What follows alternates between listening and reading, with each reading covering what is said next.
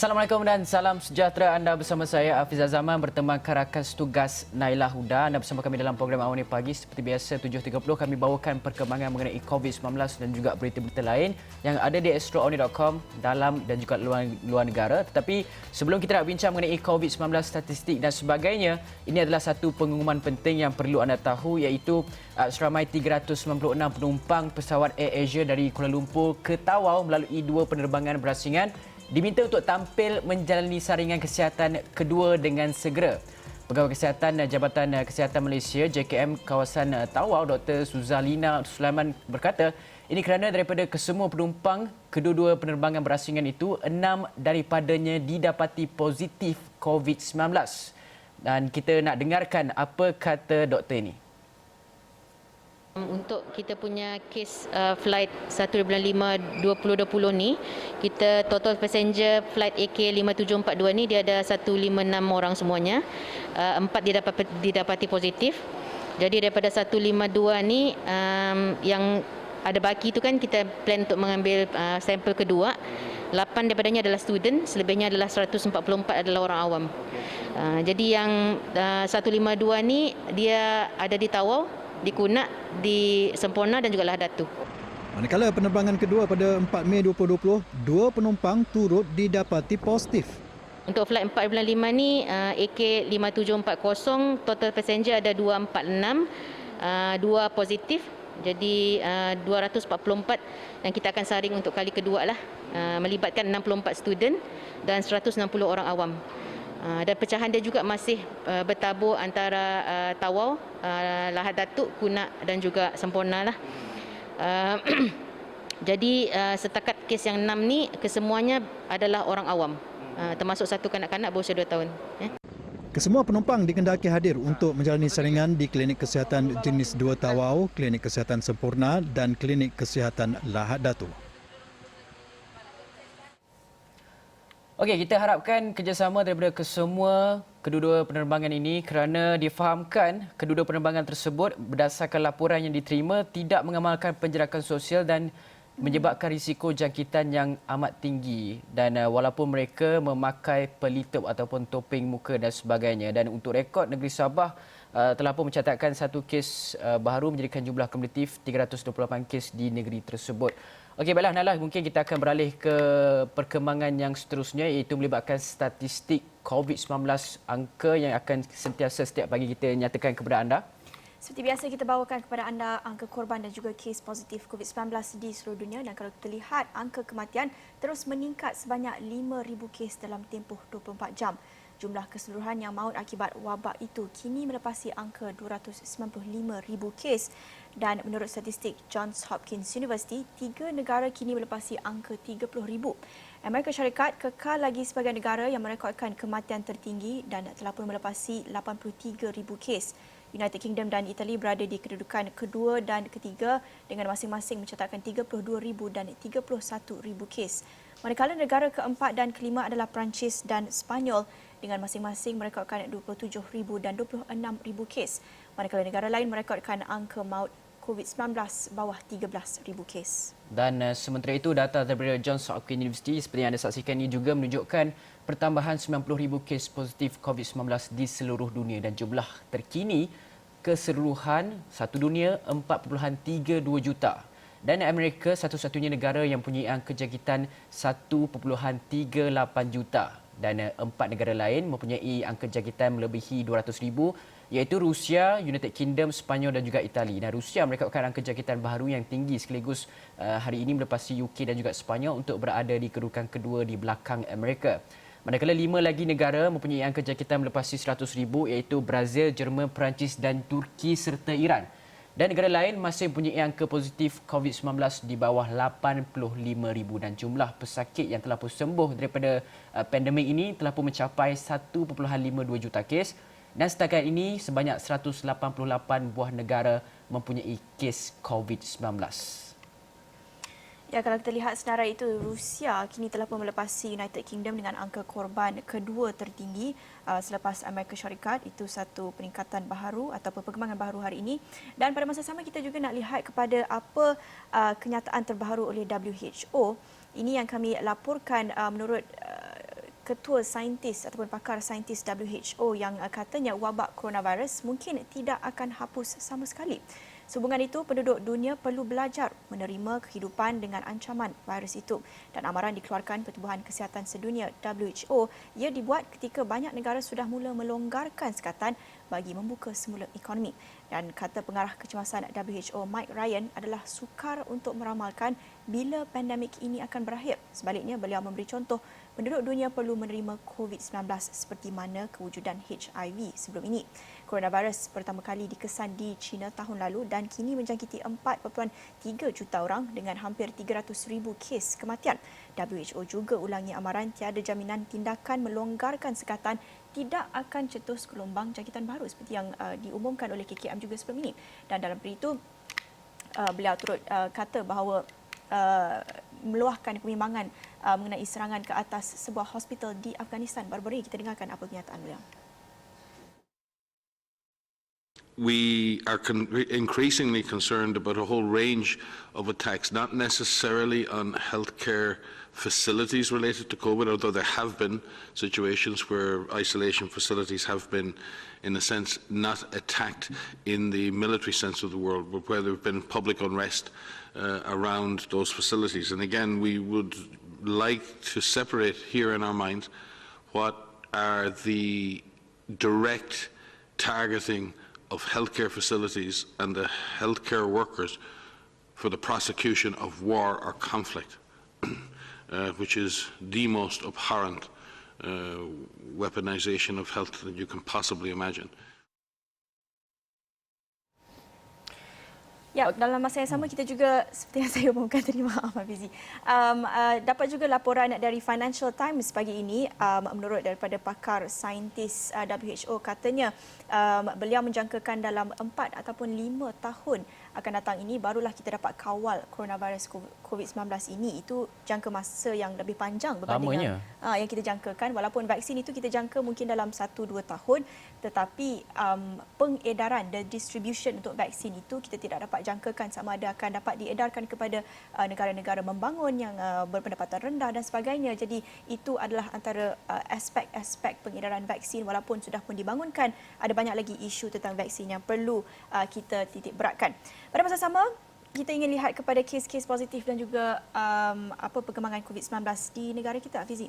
Ya, dan kalau kita lihat beberapa minggu yang dahulunya kita telah pun mencatat angka 2 digit dan kita paling sikit kita pernah catat adalah 16 kes iaitu pada 2 hari lepas, dan 58 kes positif COVID-19 telah pun pulih dan dibenarkan discharge semalam.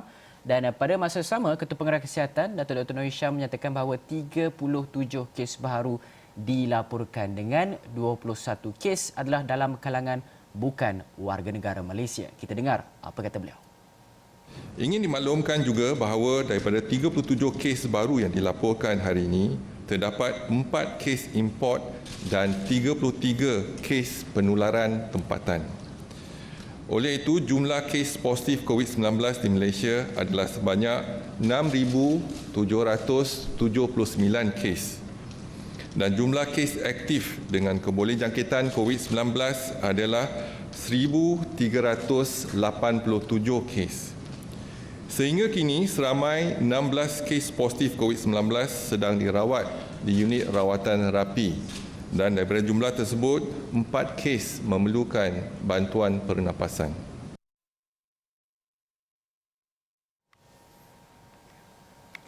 Baik, yang kita paparkan ini adalah status COVID-19 Malaysia setakat semalam seperti yang diumumkan tadi, 37 kes baru, 58 kes sembuh baru dengan 2 kematian juga.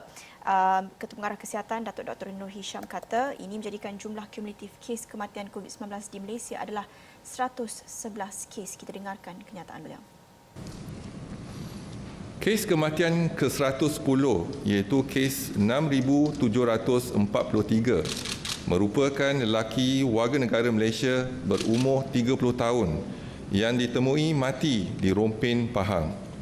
Keputusan ujian sampel COVID-19 yang diambil semasa berdasiasat didapati positif pada 12 Mei 2020. Kes ini di bawah siasatan pihak polis Diraja Malaysia dan pejabat kesihatan rutin. Punca jangkitan belum dikenal pasti dan masih di dalam siasatan. Kes kematian 111 iaitu kes 5,195 merupakan lelaki warga negara Malaysia berumur 90 tahun dan mempunyai latar belakang penyakit darah tinggi dan penyakit kronik pernafasan. Beliau telah dirawat di Hospital Encik Besar Hajar Kalsum Johor pada 18 April 2020 dan disahkan meninggal dunia pada 13 Mei 2020 jam 10.36 pagi.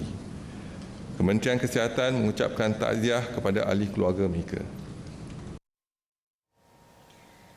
Baik, ketika ini ramai yang sedang membuat perancangan untuk pulang ke kampung, bagaimana untuk sambut Hari Raya Aidilfitri dalam normal baharu ini. Mungkin Afizi sendiri pun sedang sibuk membuat perancangan balik kampung atau tidak, sudah minta izin atau tidak menerusi aplikasi Gerak Malaysia dan sebagainya?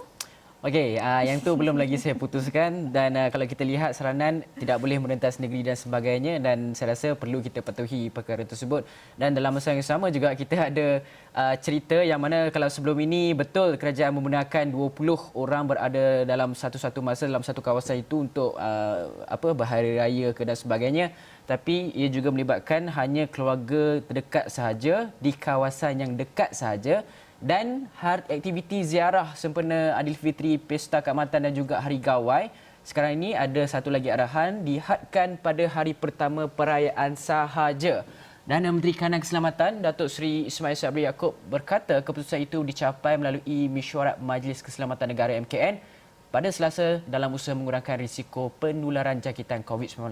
Katanya prosedur SOP itu mengenai ziarah itu turut membataskan aktiviti saling berkunjung dengan membabitkan ahli keluarga terdekat dan tidak melebihi 20 orang. Jadi kita dengar apa arahan dikeluarkan ini.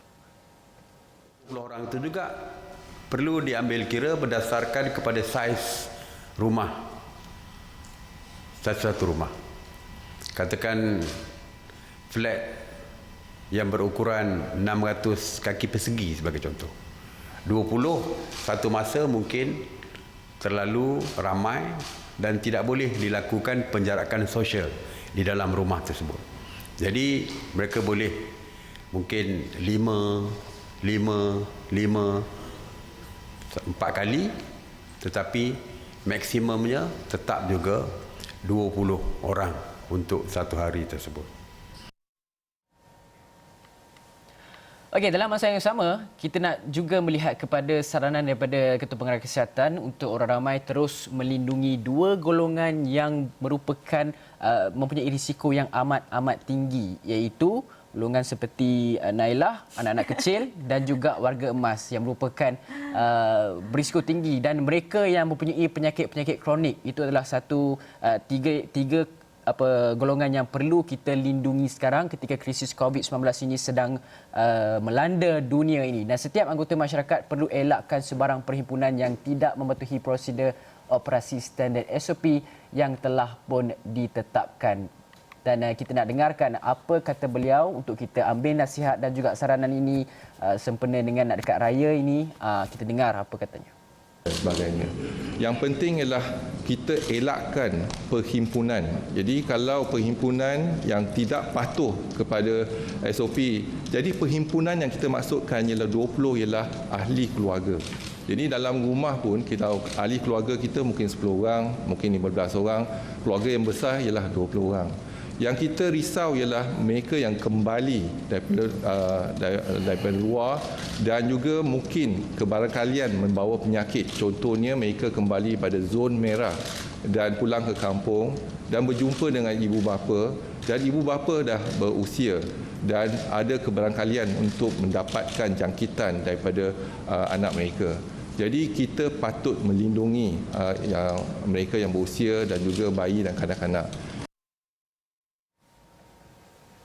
Semalam kami juga ada temu bual bersama pakar pediatrik Dr. Pravin yang juga senada dengan itu juga memberikan saranan yang sama untuk juga memberi perlindungan untuk mengutamakan kesihatan kanak-kanak juga ketika pandemik COVID-19 ini, walaupun laporan sebelum ini menyatakan mereka tidak berisiko, berdepan dengan risiko tinggi ataupun simptom-simptom berat COVID-19 ini berbanding dengan golongan berusia. Namun sekarang ini ada banyak laporan mengaitkan dengan simptom sama seperti Kawasaki dan sebagainya. Penyakit Kawasaki bukan motor Kawasaki ya. Dan itu antara kebimbangan juga buat pakar-pakar pediatrik seluruh dunia. Jadi ini satu aspek yang perlu dititik beratkan juga.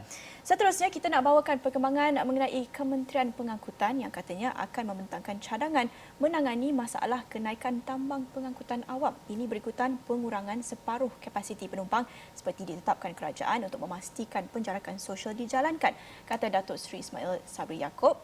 Cadangan itu akan dibentangkan Menteri Pengangkutan Datuk Seri Dr. Wee Ka Siong pada mesyuarat jawatan kuasa khas menteri dalam tempoh terdekat ini. Apa katanya, kita dengarkan.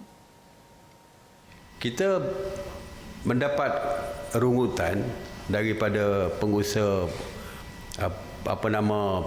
kenderaan awam ini kerana mereka terpaksa mengurangkan separuh daripada kapasiti penumpang sebenar. Kita juga difahamkan penerbangan misalnya. Penerbangan juga kita minta supaya mereka mengurangkan kapasiti penumpang untuk penjarakan sosial. Jadi setakat hari ini memang kita dapati harganya tinggi. Kita difahamkan oleh Menteri Pengangkutan tadi di dalam mesyuarat kabinet, tambang ke London 8,000 ekonomi. Sedangkan biasanya kurang daripada itu, jauh lebih kurang. Dalam masa yang sama, turut diumumkan semalam berhubung dengan pengangkutan ini adalah mengenai bas sekolah. Katanya kerajaan membenarkan bas sekolah juga untuk membawa pekerja kilang ke tempat kerja, dan ini adalah satu inisiatif untuk membantu pengusaha bas sekolah yang mengalami kerugian sepanjang penutupan sekolah ini, dan kita harap mungkin mereka boleh pertimbangkan juga untuk mungkin menawarkan perkhidmatan yang sama buat pengusaha bas persiaran, kerana saya juga ada membual bersama pengusaha bas persiaran sebelum ini yang katanya tidak dapat menjalankan operasi ada yang sejak bulan 12. Jadi mereka terkesan dengan teruk akibat pandemik COVID-19 ini dengan PKP, tidak dapat menjalankan, menjangkakan tiada pelancong luar negara dalam bulan-bulan yang akan datang. Jadi mungkin mereka juga boleh diambil kira dalam inisiatif ini. Baik, apa berita seterusnya, Fizi? Okey, Nailah, di sebalik banyak berita-berita negatif mengenai COVID-19, impaknya, kesannya semua orang terasa, tetapi ada satu perkara yang bagi saya ada positif side dia, iaitu Kementerian Wilayah Persekutuan bercadang untuk tawarkan peluang pekerjaan di Pasar Borong Kuala Lumpur kepada golongan belia menganggur dengan gaji sebanyak RM2,400 sebulan. Satu jumlah yang saya rasa banyak. Dan kalau kita lihat perkembangan sejak daripada beberapa tahun dan juga laporan-laporan media yang menyatakan bahawa kita lihat banyak warga-warga asing yang bekerja di Pasar Borong, yang mereka ini dikatakan memonopoli perniagaan di Pasar Borong ini dan sebagainya. Dan sekarang ini selepas banyak warga asing, tangkapan-tangkapan yang kita dapat saksikan, terutamanya mereka yang datang tanpa mempunyai permit yang sah ke negara ini. Dan kalau kita lihat beberapa hari yang lepas, lebih kurang dalam 1,300 parti ditahan, dan hasilnya adalah Kementerian Wilayah menyatakan bahawa pekerjaan-pekerjaan yang ada di Pasar Borong untuk belia yang sedang menganggur, anda akan ditawarkan gaji sebanyak RM2,400 sebulan. Menteri Tan Sri Anwar Musa berkata, perkhidmatan kerja tempatan di Pasar Borong adalah diperlukan membenarkan jumlah pekerja tidak mencukupi berikutan warga asing tidak dibenarkan bekerja di sana.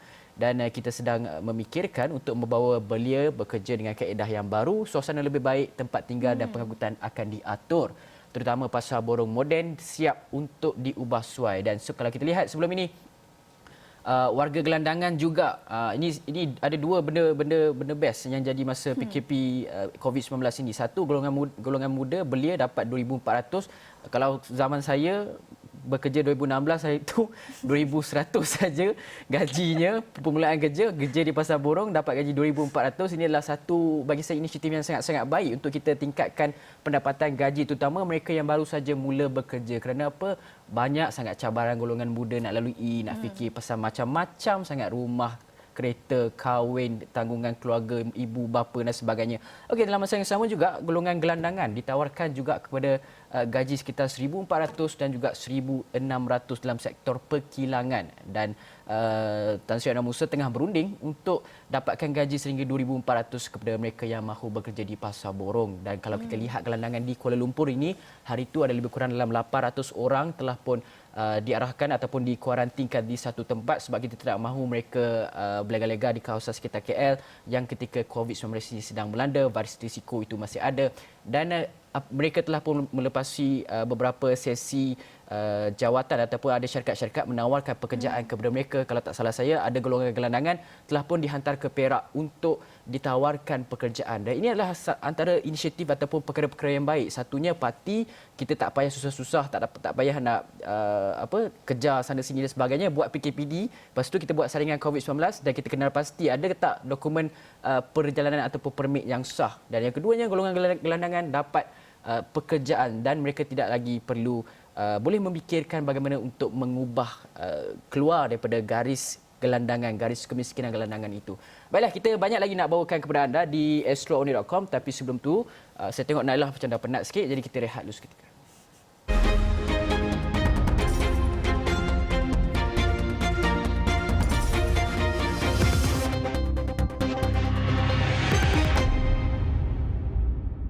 Bertemu kembali di Awani Pagi. Semalam kita dengarkan pengumuman dari Bank Negara Malaysia yang umumkan ekonomi Malaysia susut kepada 0.7% pada suku pertama tahun ini berbanding 4.5% yang direkodkan pada suku sama tahun sebelumnya. Menurut Gubernur Bank Negara Malaysia Datuk Nur Syamsiah Mohamad Yunus, penurunan mendadak itu disebabkan langkah yang diambil bagi mengekang penularan pandemik COVID-19. Kita dengarkan pengumuman beliau. A significant moderation was due to slower economic activity following measures to contain the COVID-19 pandemic globally and also domestically. The COVID-19 pandemic, along with the measures implemented to contain its spread, particularly the movement control order, resulted in weakness across most sectors. The services sector moderated sharply in first quarter, the slowest since the second quarter of 2009, as tourism, consumer and business-related activities were adversely affected. Okey, kalau sebelum ni Jabatan Perangkawan Negara, Statistik Negara telah pun menyatakan bahawa kes pengangguran di Malaysia, kalau kita lihat tahun-tahun sebelumnya berada pada lingkungan 500,000, tetapi pada tahun ini, awal tahun ini, suku pertama tahun ini meningkat kepada 3.9 setakat pada bulan Mac. Dan kalau ini adalah kenyataan terbaru daripada Bank Negara Malaysia, BNM, yang menjangkakan kadar pengangguran mereka meramalkan akan meningkat kepada paras 4%, dan bagaimanapun ia dijangka bertambah baik menjelang separuh masa kedua apabila perniagaan akan mula mendapat kembali rentak mereka selepas pelaksanaan PKP nanti. Kita dengar apa katanya. Period, particularly in April or May, you may see higher unemployment rate due to business closures. But in the second half of the year, the labour market would gradually improve with rehiring and job creation in some sectors. The more vulnerable group are from the tourism-related and export-oriented manufacturing. These industries account for 45% of total employment. Okey, baiklah. Dalam masa yang sama, kita lihat banyak sangat perniagaan-perniagaan terutamanya PKS yang sangat terjejas. PKS 98% merupakan tulang belakang ekonomi negara. Jadi dalam masa yang sama, ketika pandemik COVID-19 ini, ramai yang memikirkan dan juga ramai juga peniaga yang kita lihat tidak mempunyai pelan risiko, pelan ataupun kejutan ekonomi yang berlaku membuatkan mereka kurang bersedia untuk menghadapi COVID-19 ini, krisis-krisis yang berlaku dan sebagainya. Dan dalam masa yang sama juga, ini adalah daripada seorang pakar ekonomi yang menyatakan bahawa model perniagaan itu perlu dilihat kembali dan para peniaga perlu menolak model perniagaan berasaskan kos-kos yang murah, buruh murah dan sebagainya. Mereka melihat buruh yang hanya membuat satu kerja saja, tapi sekarang ni mereka perlu melihat buruh yang mampu membuat banyak kerja, banyak skill-skill terbaru yang boleh develop. Mereka perlu melihat kepada teknologi sendiri mengubah suai perniagaan mereka untuk memastikan bahawa sekiranya berlaku kejutan ekonomi seperti yang tengah berlaku sekarang ini, mereka dapat menampung dan sebagainya. Dan kita nak dengar apa kata Ketua Ekonomi Bank Islam Malaysia Berhad, Dr. Muhammad Afzal Nizam Abdul Rashid katanya. Saya rasa dengan keadaan COVID-19 ni, para peniaga utamanya perlu memikirkan model perniagaan mereka sekarang ini.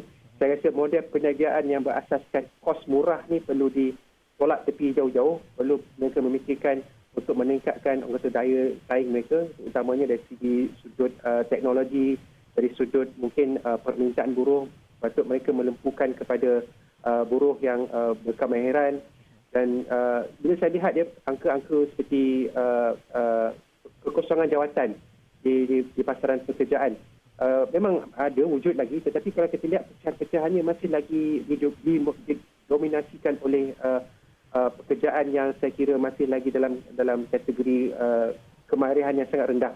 Jadi perkara ini perlu dilihat semula dan para peniaga perlu melihat semula model kos murah ini perlu ditolak tepi supaya kalau lebih berasaskan teknologi, berasaskan produktiviti dan sebagainya, bila berlaku suatu kejutan ekonomi itu, kesannya dapat diminimumkan.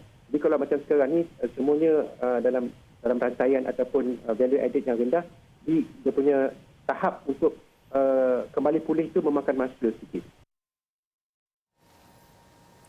Okey, kita nak beralih ke berita seterusnya. Pastinya di sebalik pandemik COVID-19 ini ada juga cerita-cerita politik dan terbaru persidangan Dewan Rakyat yang dijadual berlangsung 18 Mei ini hanya akan menyaksikan Yang di-Pertua Dewan Rakyat Tan Sri Muhammad Arif Muhammad Yusof. Dalam satu kenyataan berkata pindaan itu dibuat selepas menerima surat pemakluman daripada Perdana Menteri selaku Ketua Eksekutif Tan Sri Muhyiddin Yassin. Ujarnya dalam satu kenyataan hari ini, pihak kerajaan memutuskan untuk meminda aturan Majlis Mesyuarat Pertama Penggal Ketiga Parlimen ke-14 itu. Jelasnya titah diraja istiadat pembukaan Penggal Parlimen oleh Sri Paduka Baginda Yang di-Pertuan Agong akan berlangsung jam 10 pagi di mana Dewan Rakyat dan Dewan Negara bersidang serentak dan tiada sidang selepas titah diraja. Pindaan itu dibuat selaras dengan Peraturan 11-2 dan 15-2 Peraturan Majlis Mesyuarat Dewan Rakyat. Justru katanya semua ahli parlimen akan dimaklumkan menerusi satu notis baru yang akan disampaikan oleh Setiausaha Dewan Rakyat Ridwan Rahmat. Dan sebelum ini kerajaan memutuskan untuk menjalankan sidang selama 1 hari yang akan menyaksikan beberapa usul akan dibentangkan oleh kerajaan. Bagaimanapun ia mendapat tentangan daripada Pakatan Harapan serta sekutunya dan Tun Dr. Mahathir Mohamad dan Parti Warisan Sabah Warisan yang mendesak supaya sidang Dewan Rakyat bersidang secara penuh atau sekurang-kurangnya 2 minggu. Ya, itu yang menjadi perbualan hangat sekarang ini berkaitan dengan politik tanah air negara. Sebab apa? Sebab sudah pastinya pelbagai pada awalnya kita nak bincangkan mengenai COVID-19, kita nak bahaskan pakej-pakej rancangan ekonomi dan sebagainya. Tapi dalam masa yang sama juga ada terdapat usul-usul undi percaya, undi tidak percaya yang dinyatakan kepada Perdana Menteri dan juga Tun Dr. Mahathir Mohamad itu sendiri. Banyak perkara-perkara yang berlegar untuk sidang Dewan Rakyat ini dan ahli Parlimen Perbankan kebanyakannya mendesak untuk mengadakan sidang perbahasan itu bukan sekadar ucapan pembukaan daripada Yang di-Pertuan Agong sahaja. Jadi perkara yang sama juga banyak berlaku di negeri-negeri yang terkena tempias politik tanah air apabila seperti Kedah dan juga Johor dan sebagainya.